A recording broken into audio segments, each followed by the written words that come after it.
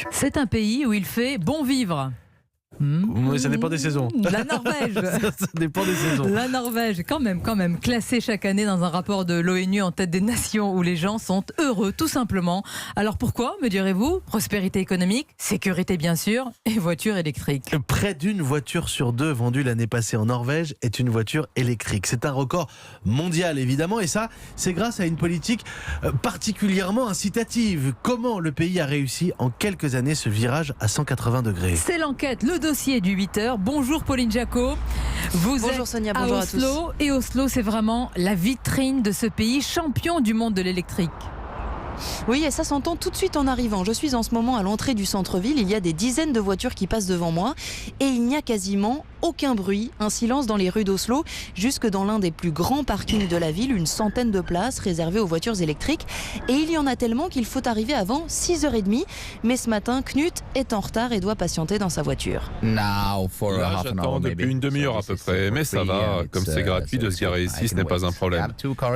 Ici en Norvège, moi j'ai 2 voitures électriques. Et avec ça, il y a plein d'avantages. Quand vous êtes à 2 à bord, par exemple, vous pouvez rouler sur les voies de bus, donc vous gagnez du temps. Et maintenant, avec ce véhicule, je peux faire 400 km sans recharger.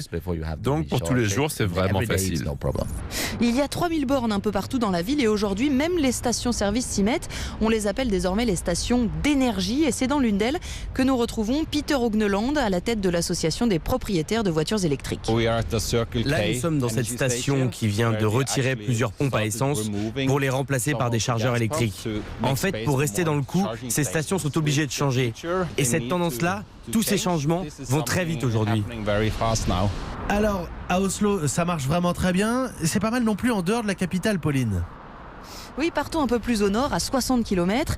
Nous sommes au milieu des sapins et des routes enneigées. Et bien ici, c'est Tesla qui développe le réseau. 50 bornes ultra rapides. Arnaud mettra 20 minutes pour charger son SUV. J'ai juste le temps de répondre à mes emails de travail et je repars. Et c'est gratuit. Moi, j'habite un peu plus au nord.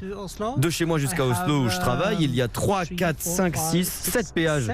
Mais avec cette voiture électrique, je ne paye rien. Ça fait une économie de 400 € par mois. Il y a Tesla, d'accord, c'est le secteur privé, mais en réalité, c'est surtout le public, l'État qui soutient cette politique.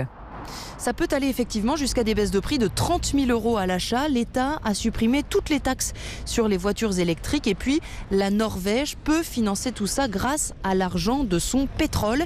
1000 milliards de dollars à sa disposition. C'est un paradoxe. Mais oui, ici, le tout électrique doit en partie son salut au pétrodollar. L'enquête du journal de 8h signée Pauline Jacot, envoyée spéciale d'Europe 1 à Oslo, en Norvège. Et